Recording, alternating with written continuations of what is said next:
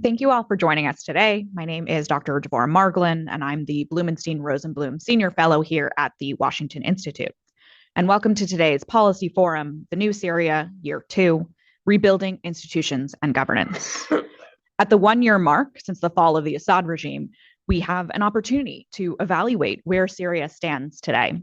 In the last year, the Washington Institute Fellows have closely tracked what has happened in Syria and have written a wide variety of issues, including Washington-Damascus relations, the counter-Islamic State campaign, the designations and sanctions issues, opportunities for economic and security cooperation, as well as internal Syrian dynamics, including minority issues, religious freedoms, transitional justice, and national unity.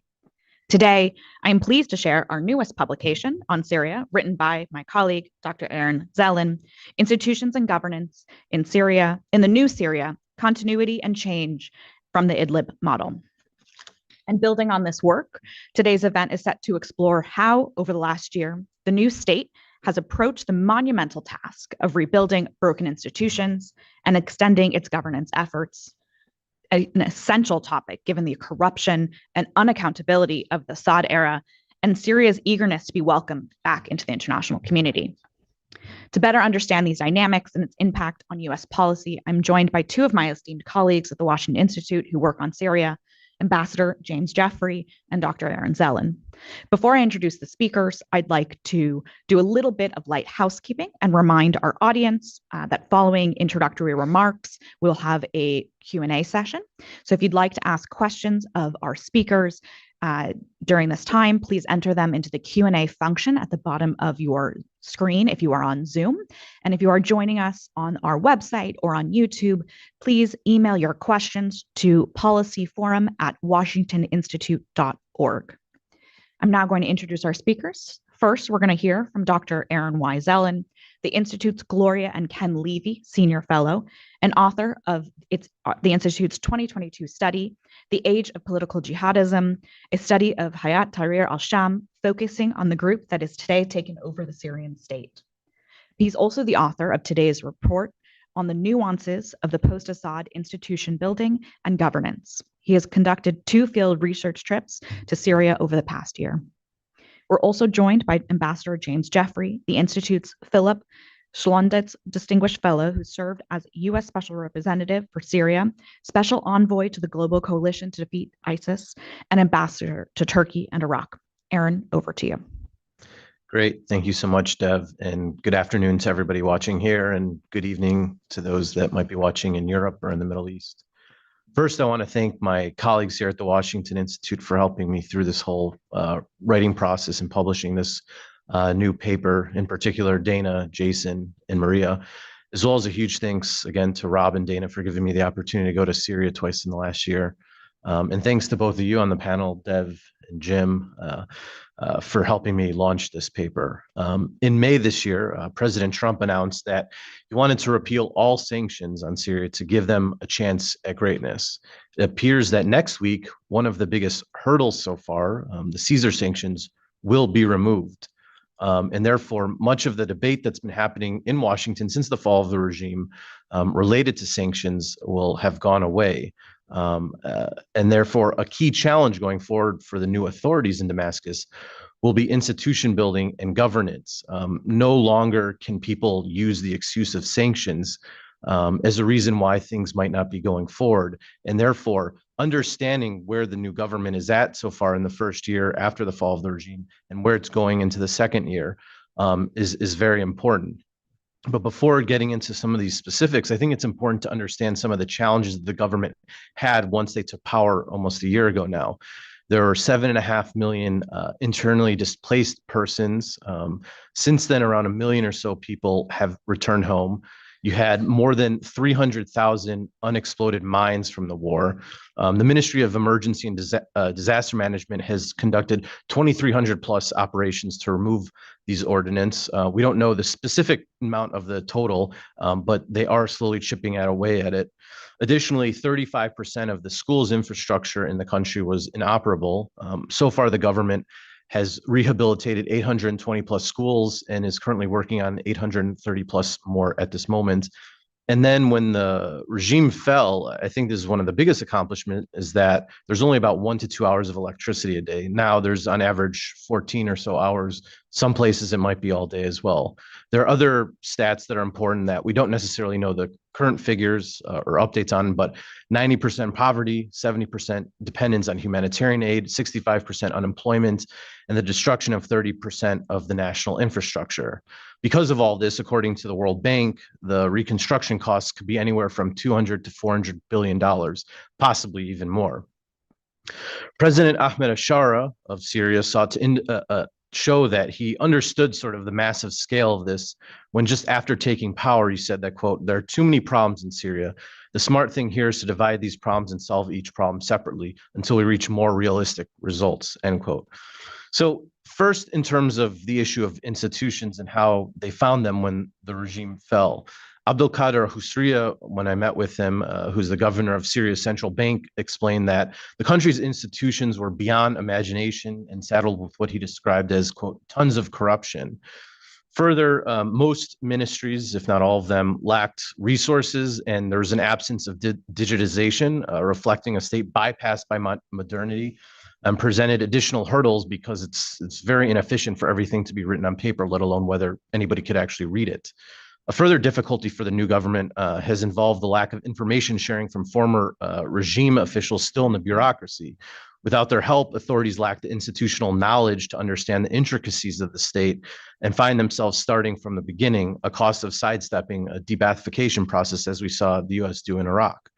The Ministry of Foreign Affairs and Expatriates, for example, just in the last month or so, we've seen this in other ministries too, reinstated employees that defected during the revolution, highlighting that just very basic administrative decisions are still playing out, and therefore expecting some large scale or innovative changes in the near term is in some ways unrealistic.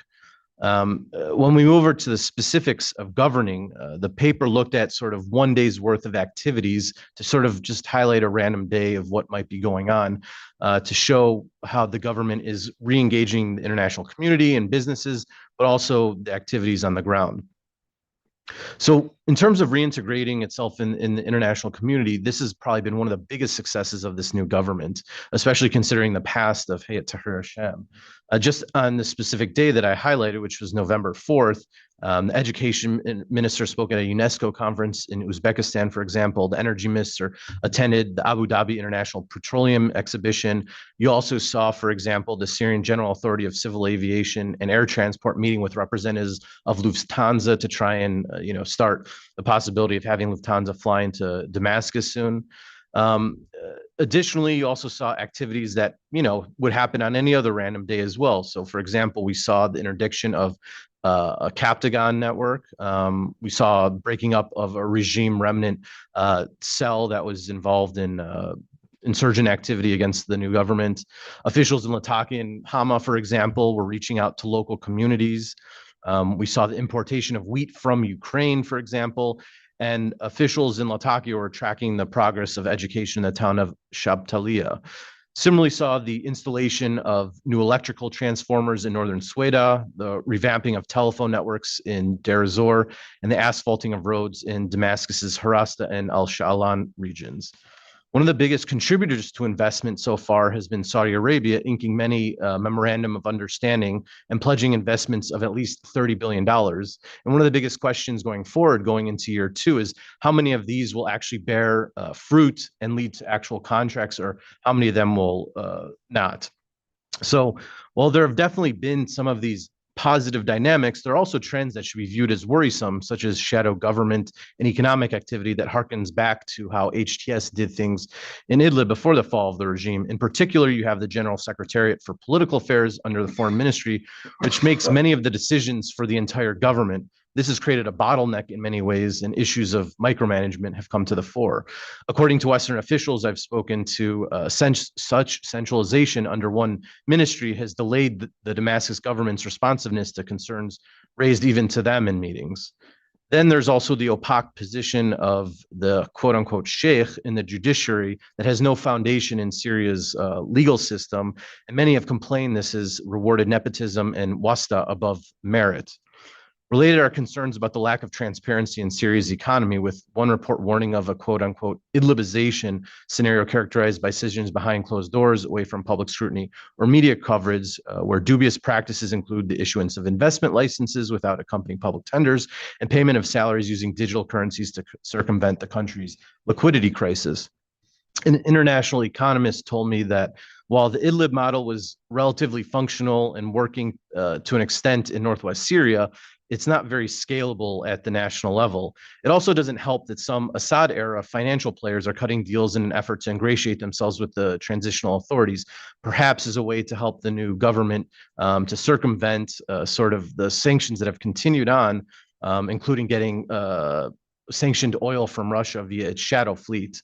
This behavior is undoubtedly self-defeating, though, given the former regime officials are ineligible for Washington's sanctions relief, and that evasion efforts with Russia could ultimately revive the very sanctions that Syria is trying to lift and give rise to new ones. Therefore, an opaque economic system will make it difficult to earn trust from U.S. regulators and potentially scare away Western and Gulf businesses that perceive too high a risk in doing business with Syria. Overall, potential corruption, lack of transparency, and capacity issues could threaten Syrians' reconstruction even after sanctions are fully removed going into year two. Based on all of this, we can see both positive and negative dynamics. And for the sake of time, I'll just note one potential policy recommendation that is discussed in the paper related to the eradication of this shadow governance aspect. Washington should reiterate to Damascus that tolerating patterns that undermine the government's legitimacy and transparency and facilitating corruption will constrain bilateral relationship. Damascus should also view the U.S. opportunity granted through sanctions relief as a path to discard past governance structures from northwest Syria and residual elements of the Assad system. Doing otherwise would contravene the hopes articulated in President Trump's May 2025 announcement. There are, of course, a ton of other details in the paper, so please read it, and I'll leave it at that. Thank you very much. Thank you so much, Aaron. Ambassador Jeffrey, I'll hand it over to you. Thank you, Dev. Thanks, Aaron, for setting it all up.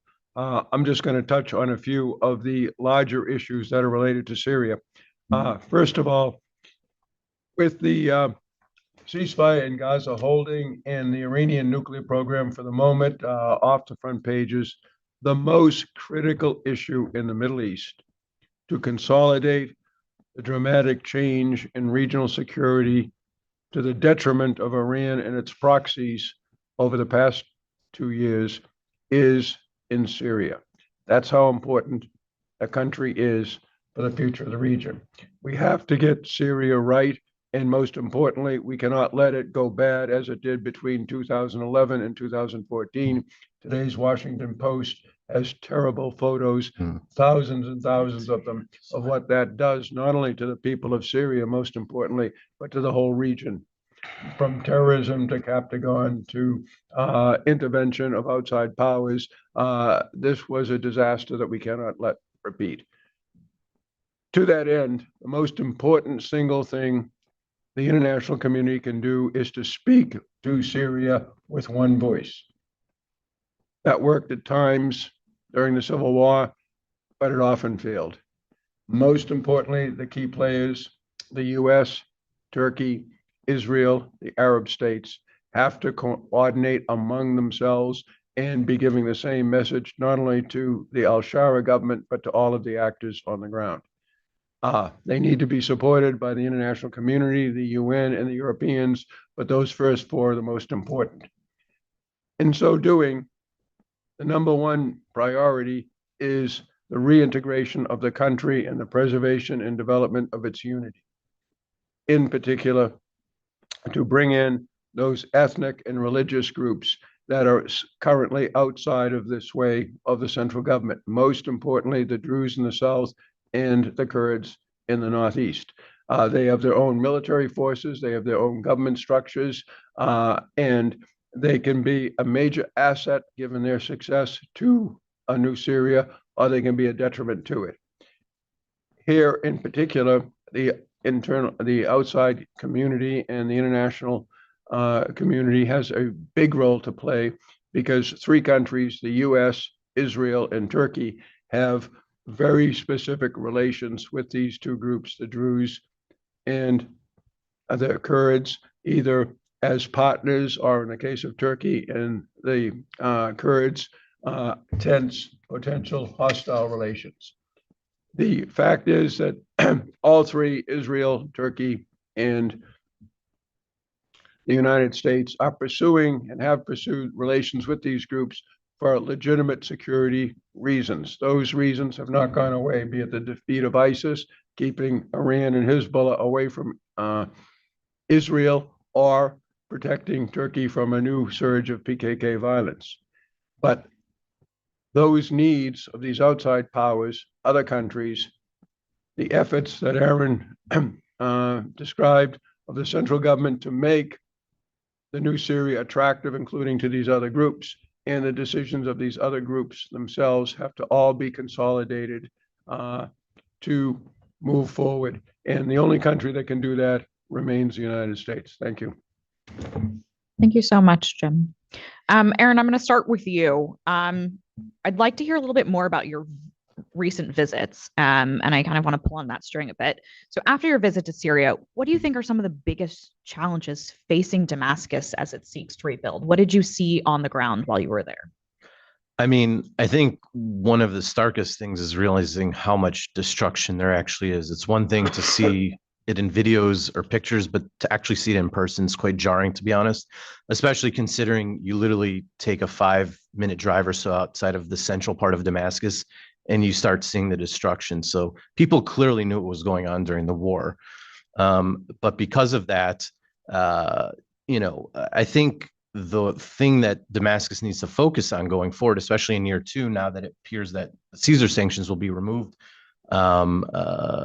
next week, is the question of a capacity issue and whether they can actually do things going forward in a way that doesn't lend itself to corruption, because they might not have the capacity to deal with all of the potential money coming in the future, as well as the fact that there is this issue of micromanagement in many parts of the government, and therefore they need to build out a larger trust tree in some ways of people so that ministers are not making, little decisions in many respects that should be done by somebody at more of the 3rd or 4th level in the government, and they can deal with, managing and the larger scope of things.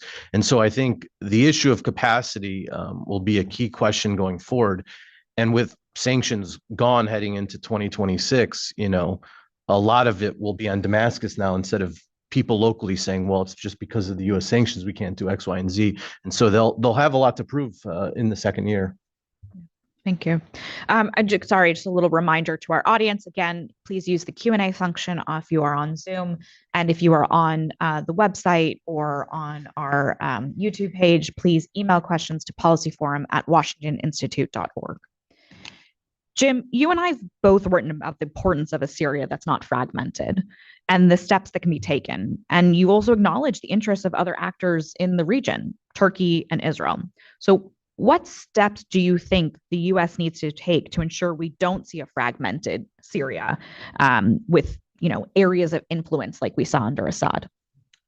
Well, first, to continue doing what this administration and briefly at the end of the Biden administration, that administration was doing to bring everybody together. That requires, first of all, on-the-ground diplomacy. Right now, the special envoy for Syria, Tom Barrack, is doing that, talking to the Turks, talking to the Israelis, talking to Damascus, and also talking at least to the Kurds, and through the Israelis to the Druze. In terms of the substance of the message, this has to be done step by step. Again, I cannot underline too much how important it is for these reconstruction and government and economic development initiatives that Aaron has talked about, how important they are for making the new larger Syria attractive for these two other elements who have their own economies, their own structures that they're pretty happy with. So there has to be something that they want to join. Secondly, there has to be an acknowledgement of the overall sovereignty of Syria. From my experience in Iraq, including with the Kurdistan regional government in the north, that has been a key point, first, of disunity between the two, and a point of very significant tension. That involves eventually, beginning in the Northeast, the central government has to take control of the border crossings. That's a key function. There has to be a new delineation, preferably written, of the oil development and export from the Northeast related to the rest of the country. And there has to be agreement that the Kurds on their own will not be exporting oil out of the country. That is a key sovereignty provision.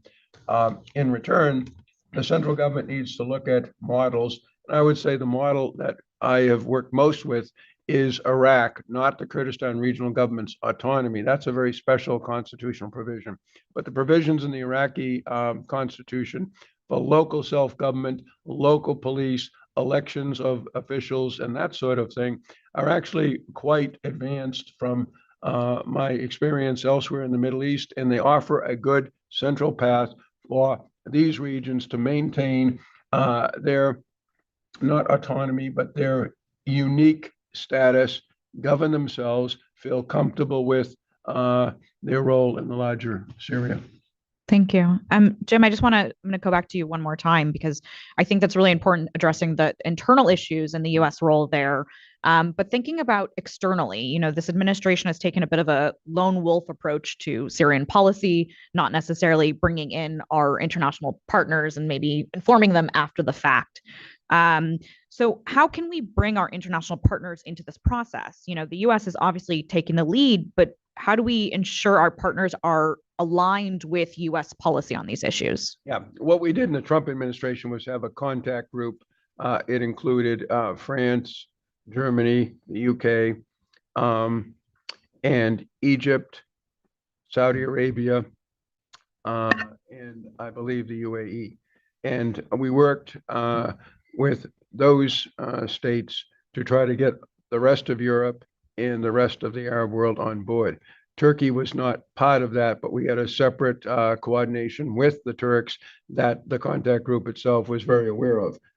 And the same thing with Israel for various reasons. They were both out, but they were ex officio members of that contact group. We need something like that, I think, over time. But I have to say, most of the international community seems to be okay with the broad approach that the administration has taken. And frankly, all of these countries are used to Lone Ranger approaches by U.S. officials. What they'll want to see, however, is success. Thank you. Thank you. Aaron, again, referring back to your time in Syria, what forms of governance did you see while you were on the ground, and kind of what were the limitations you noticed of the government's current capabilities? Yeah, I mean, of course, I wasn't in every single part of the country, but I did have an opportunity to travel to 7 of the governorates. So I saw some of what was going on. For example, at least in Damascus, where I was staying at the time in the Bab Tuma neighborhood, which is a Christian neighborhood, you could see them actually rebuilding the 2 main artery roads in that neighborhood, where they totally took out all of the bricks, because it was a brick road essentially, since it'd be considered like an old city style. And they brought it all the way down to the dirt, and then you saw them rebuilding it back up. So this also shows that they're doing governance in areas where there are minorities too. This isn't just a sectarian thing. Then I had the opportunity also to go up into Afrin in northwest Syria, which is a major Kurdish area that the current government controls. And one of the things before the fall of the regime was that the Syrian National Army, which was backed by the Turkish government, had previously been in charge of that area. And in many ways, it was treating the local Kurdish population horribly. They're harassed all of the time. They're blackmailed for money and things along those lines.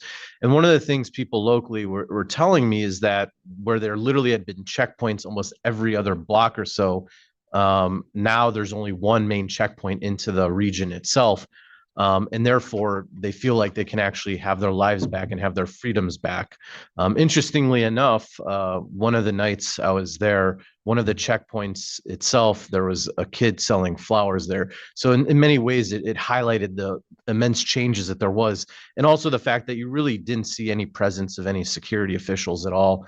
in the area anymore also. And then the final thing related to maybe the last question on some of the limitations is when I was in Marat Numan, which is a small village in Idlib Governorate. I went there to check out what was going on, and you could see the return of IDPs. And in one case, I saw this one guy, he was clearing out this shop that probably had previously been his, that was a pizza shop, and you saw them putting up the placard of the logo for the shop once again. Obviously, it wasn't being completely redone in terms of being back into operation, but you could see that the state doesn't necessarily have the capability to do everything, but most Syrians, they're doing it themselves too, even without the support of the state. And I think that's one of the things that people miss or don't realize about Syrians, is that they're extremely hardworking.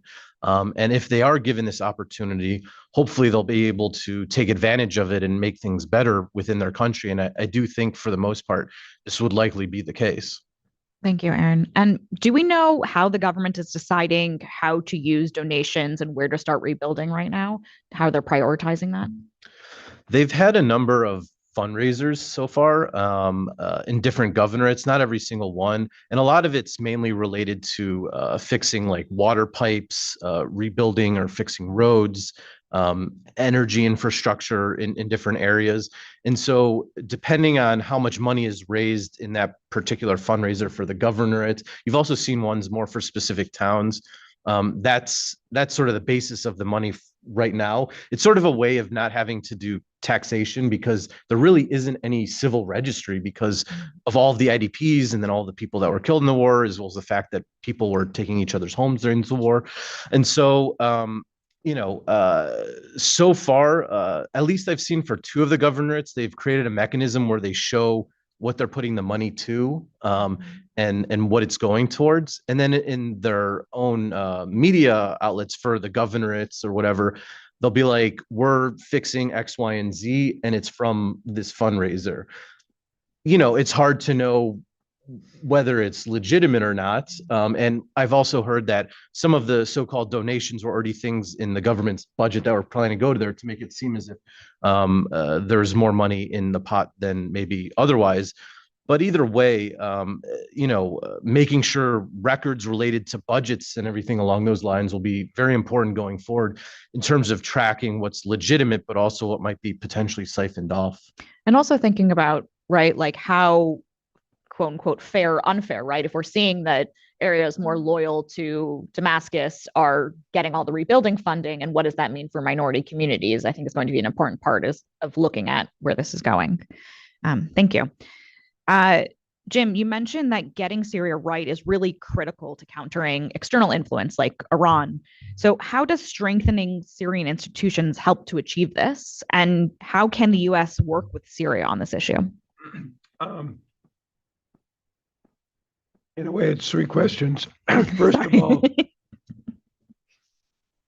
the development of institutions is an end in and of itself. A stronger government is a more confident government and is a more attractive entity. There are certain links that were never broken, for example, between the South and the Northeast and Damascus, even in the Assad era. Things like high school diplomas, university access,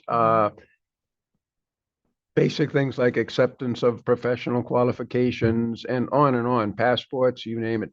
So to build on that would be very important to create the atmosphere that not only people in the Northeast and in the South might want to have a closer relationship with Damascus, but the international community, and that's important, will feel better about encouraging groups with whom they've worked closely, in the case of the Israelis, the Druze, us, the Kurds, to integrate more thoroughly.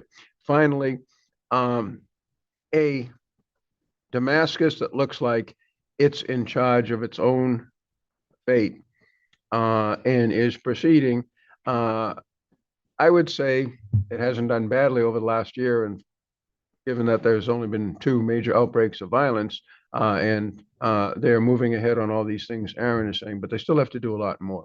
How can the U.S. help? First and most importantly, lifting the sanctions. Secondly, providing a international environment where other countries, we've seen this with the Turks, we've seen this with the Saudis, we've seen this with the Qataris, we've seen this with the Emiratis, have all played one or another role in Syria. By the way, I forgot to mention, but it's important, Jordan was part of the contact group. And Jordan has both important roles to play in Syria, particularly in the south. It also has real vulnerability if things go wrong, as we've seen in the past. Thank you. Aaron, in your paper, you call for the full and clean repeal of the Caesar and state sponsor of terrorism sanctions, as Jim mentioned.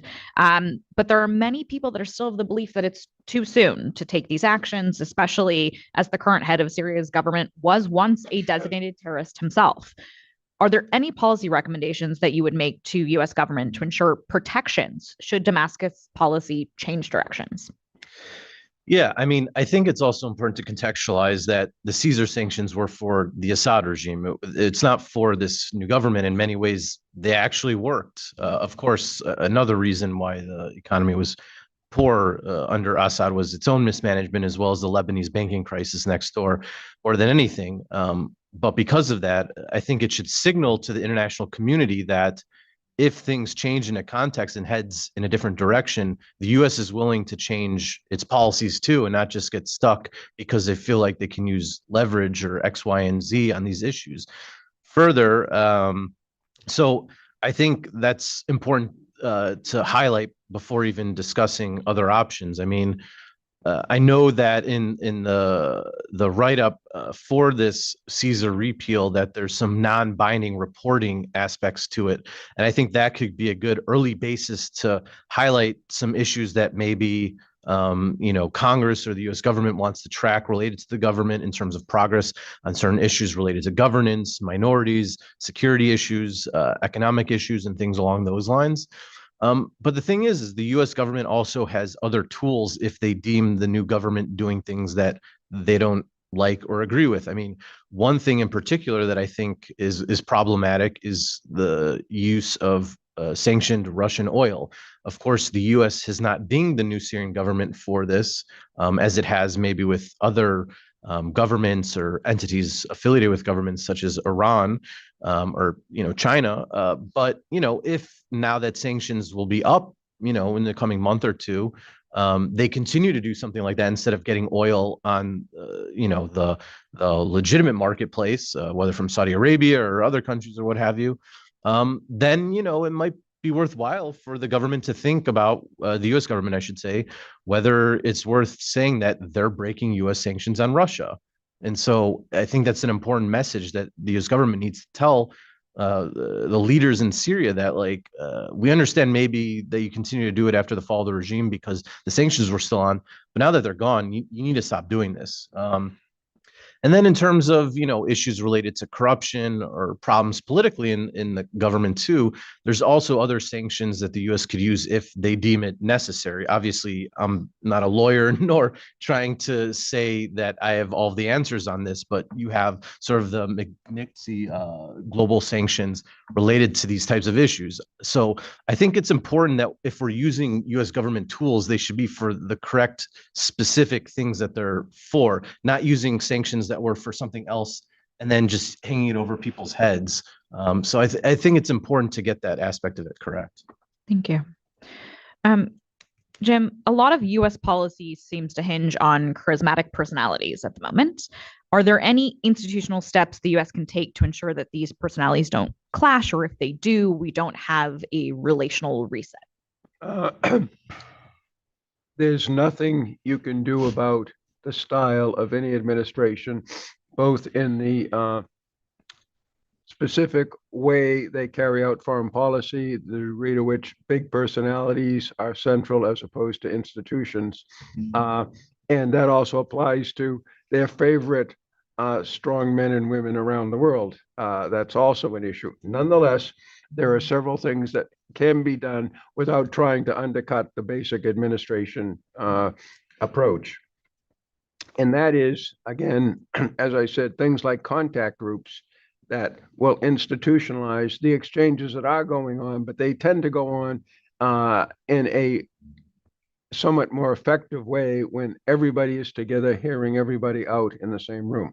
Secondly, this administration needs to really work harder to ensure that there are implementing bureaucracies in place for all of their specific, highly commendable projects, be it the Gaza 20-point plan, the Ukrainian how many point plan, the breakthrough in Azerbaijan and Armenia, the Lebanese ceasefire. I mean, I'm losing track of all the things that they have done, all of which I approve of, but having been on the ground trying to make things like this work, I'm skeptical that as set up now, the US government foreign policy apparatus can truly focus on all of these things and see real progress. Thank you. Aaron, your paper flagged some of the detrimental aspects of shadow governance. What concrete steps do you think the US can take to discourage this? Are there any certain reporting mechanisms that can be put in place kind of to discourage these actions?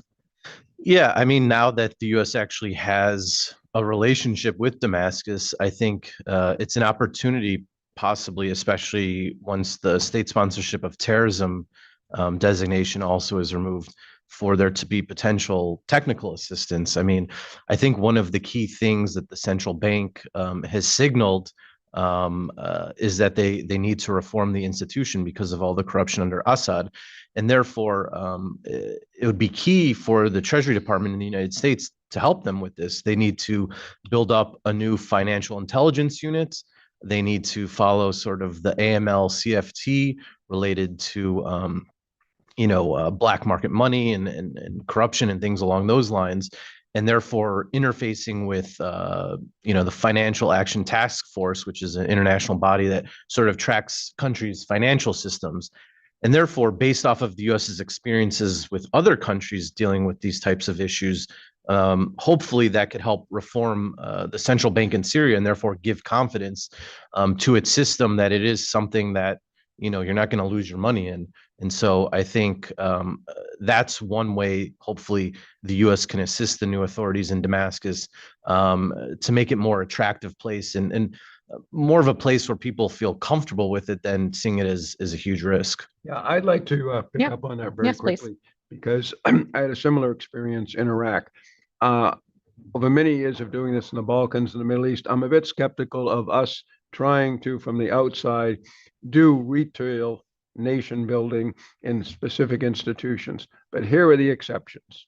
And one of them is the oil industry and oil exports, because that involves the international community and how you plug into the international community. And I don't care what quaint cultures you have, you've got to plug into the international community on its terms to do that stuff.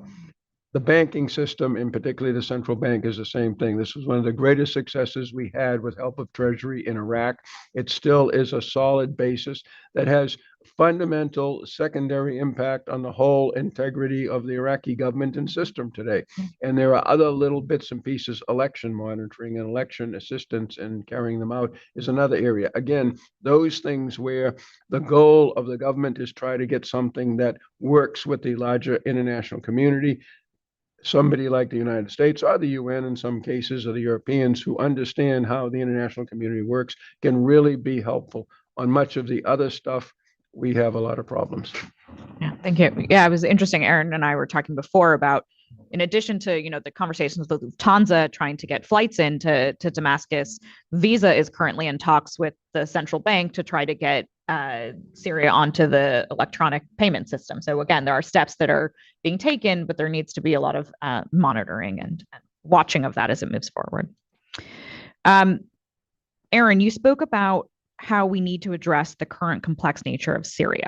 What are benchmarks you would like to see Damascus reach in the next year? And then, Jim, I'm going to come to you with the exact same question. Yeah, I mean, there's so many issues within the country, even a year after the fall of the regime. But I mean, I think in terms of institutions, you could see a real providing opportunities within the ministries for people to make decisions themselves instead of it being so centralized. And I think that will then go to also making sure that when we're talking about these contexts where local populations feel that they're attached to this process in many ways, maybe not through decentralization, but maybe through city councils and things along those lines, making people feel confident in the system and that they have a part in the system too, so that there is stability in the country. I think that's one of the biggest things they'll be looking to in the coming year. And then, I think another aspect of this also will be what happens when the sanctions are fully off and how they deal with all of the money coming in and how they then disperse that, and whether we see it being done in sort of a transparent manner, whether through reporting or whether through the budgetary process within the country as well. Because if there's money lost somewhere, it'll make the confidence in sort of where the transition is going head in more of a negative direction, and it's likely that there could be more people being they'll be questionable about where things are going. And so I think at least initially those are two things I'll be looking for. It could also heighten the fragmentation issue within the country too. Jim, same question. Well, I agree with everything Aaron has said, so I'll shift into more international security. Yep. One, some kind of agreement with Israel and a stabilization of the Southern Front. Two, serious progress, underline serious, on the integration of the SDF forces as units, as agreed. I think 1 division and 2 brigades into the Syrian army and the local police into the Interior Ministry. 3, real efforts on the part of the central government to play a bigger role in the fight against the Islamic State. That's crucial to countries from Jordan to Western Europe, given the history of Daesh in the region, also to Iraq next door. They're very concerned about Daesh reemerging out of some mess in Syria. Finally, no new outbreak of violence like in Soweto or Latakia. Those are the 4 I would say that are absolutely crucial for the international community to maintain the kind of positive approaches taken. Thank you. Building on that, and one of the questions that kind of came in, so you mentioned Israel and SDF integration, but do you see a possibility for Israel and Turkey to kind of come to a head or collision course over Syria? No. First of all, it's an issue that I've been working on for many years with very little success at every level in both governments. It's both personal at the top leadership level and institutional because of the Gaza situation in particular, but also more recently Syria. Now, the two have been quite careful not to provoke the other. I will say that. So that's a sign of at least some possibility. Secondly, Turkey and Israel, despite what many Arab states, particularly after the Qatar strike, have been saying, and Turkey, despite what everybody who doesn't like the Muslim Brothers have been saying for many years now, both are, in my assessment, fundamentally status quo states. Both have a huge interest in maintaining good relations with the United States, and both have similar security concerns, which are terrorist groups, be they Daesh, be they the PKK, and in particular, Iranian proxy movement through the region. So they ought to be able to work out at best a modus operandi, which they've had for many years. In fact, we forget Erdogan and Netanyahu met in New York just before October 7th, and then everything went to hell thereafter. And they've had good periods of cooperation before, so it's possible. So I don't think that there will be any kind of military clash. I'm not sure that they will be able to, with the current leadership, basically mend their very, very deep political and emotional differences over, particularly Gaza. Thank you. And it does seem when we talked about the charismatic personalities that Erdogan, Netanyahu, and now Shara are three of President Trump's favorite leaders in the region too. So it'll be interesting to see how the U.S. is able to use that position and those personal relationships to maybe make some movement. I don't know how much. Well, I would throw in MBS. I would throw in Öcalan, who is now playing this huge role in all of Kurdish and Turkish politics. PKK, yeah. And Mazlum. Yep. All as major players in the region. Oh, all major players in the region. I meant among President Trump's favorites in the region for the charismatic aspect. I was thinking of the new the signed card that he gave President Shara. President Trump likes Mazlum. He sent Mazlum's letter to him on to Erdogan. It's true. Yes, I do. I certainly will never forget it. Thank you. Aaron, you got to meet Shara in Damascus. Can you tell us a little bit about the questions that you asked him? What was he like? How did you evaluate his engagement with the academics that you were with? Yeah, I'd love to hear more about that.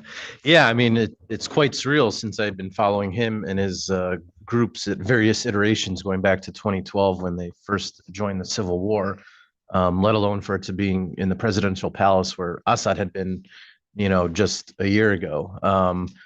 So it's quite a surreal experience. There was about like 8 people in the meeting, and we spoke with him for about 2.5 hours or so. So it was quite a long meeting, but each person had at least 2 or 3 questions they were able to ask. I mean, one of the ones that I could think of off the top of my head that might be of interest is I was asking him about how he transitions from ruling just northwest Syria to now this larger part of the country that's more diverse, and what people are always calling the Idlib model of governance, and how they can expand that out. And he interestingly said that he actually thought it was easier now than it was before, which I was a bit surprised by.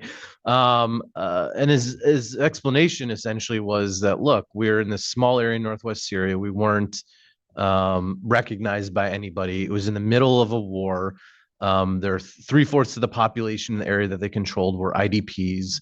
They didn't have a ton of access to capital. Whereas now, they're recognized by most governments in the region, if not in the West. They have access to capital, even if there is still sanctions on it.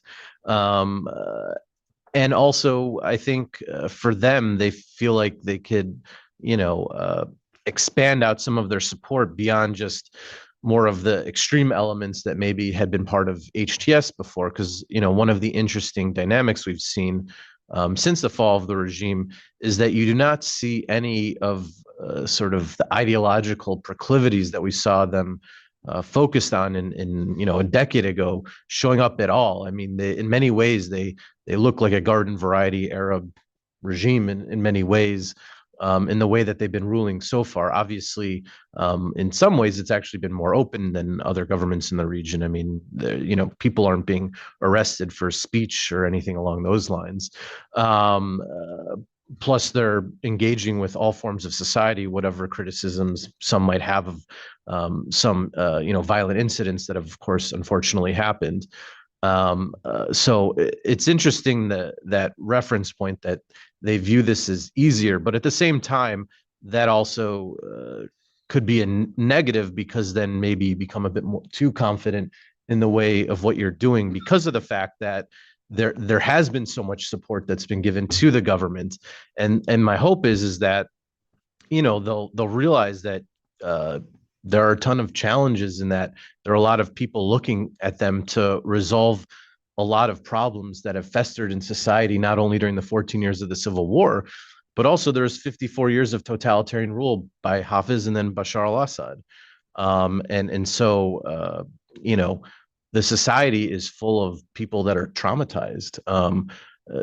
Of course, the majority population in many ways because of the way the Assad's ruled, but of course the minorities based off of historical precedent, but also some of the events that we've seen now since the fall of the regime. And so managing these traumas, I think, will be in many ways one of the most important things. And that's why I think making sure the transitional justice process is done in a way that makes people feel confident in the system. And so far, I think many feel as if it's not been transparent yet, or that it's been very slow, and it's hard to know where it's going.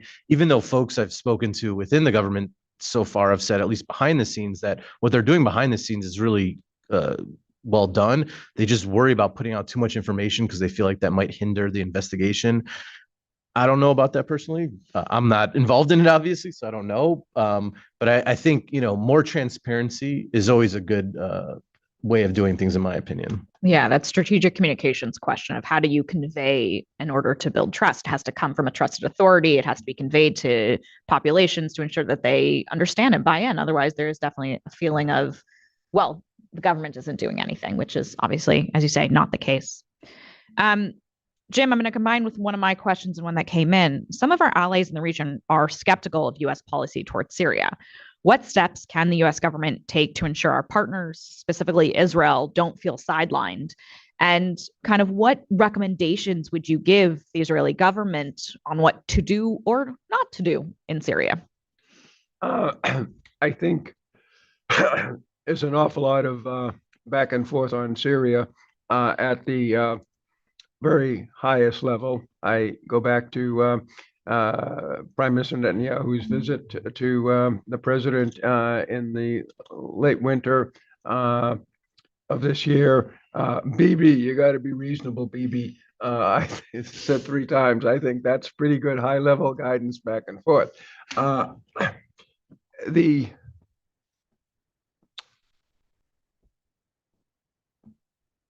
issue from my own experience, including a trip to Israel some months ago, specifically to talk to people about this, mainly people who were very skeptical of the new Syrian government, is that Israel doesn't really know what it really wants in Syria. I will say what they obviously want is a safe border, no return of Iran and Hezbollah, and frankly, ability to use Syrian airspace for operations to the east. That's doable, but the approach they've taken has been literally to hammer the Damascus government, and it's not working. It's not only working in Damascus, it's not working in Washington, and it is adding to the angst that Arab states have about, ironically, an Israel that they stayed with throughout the whole Gaza war, basically, despite the horrific civilian losses. But with Israeli action since then, particularly Qatar and Syria, they're beginning to have doubts. So I think that for its own benefits, as well as for those of the region, Israel needs to figure out what exactly it wants and how its military and diplomatic operations are serving those key ends. Thank you. Aaron, I'm going to end with you and again give a shout out to your paper that just got released today. I recommend you all read it. Are there any final points you want to convey to the audience about the most important things you found regarding this 1-year study? What has happened over the last year and the thing you are really looking on in year 2? Yeah, thank you. And I hope everybody reads it as well. I think one of the key things about Syria is that a lot of the ways it's discussed in the media or even on social media is very black and white. It's a very complicated situation. And once you start drilling down into the details, you realize that it's a lot more complex than what one might seem. And then when you're on the ground too, it's much more different than one might feel when you're just watching it from abroad. I mean, I felt completely fine and safe when I was there both times. I guess for me, in some ways, so many things happened in this first year, and I imagine it'll be a breathless pace again in year 2. But the easy part in many ways is over now. They have been able to get pretty much international recognition. The sanctions are on pace to be done next week. And now it's all in Damascus. They have to prove to everybody now that they can actually do it. They've talked a really good game so far. And my hope is that they will, because I think everybody wants it to succeed, because the alternative is not good for anybody, whether in the region or even in the world. I mean, what we saw last decade, what happened in Syria did not stay in Syria. And so, I think it's important to give Syria the opportunity to try and show to the world that they're responsible actors, not only at the international stage, but also domestically and in their own politics as well. And so we'll see how things obviously evolve and develop in 2026. Obviously, it's impossible to predict what was going to happen. I mean, if anybody told you a year ago that HTS would take over Syria and that it would look the way it does now and not something more akin to, say, the Taliban in Afghanistan, I think most people would be surprised. I didn't think it was necessarily going to look like that, but I didn't necessarily either think it was going to be this open in some ways in the way it dealt with the world, but also the way it dealt with different minority groups or women and things along those lines, just based off of the way that they ruled in Idlib. And so it'll be interesting to see how this all evolves. And, I'm hoping for the best. Thank you.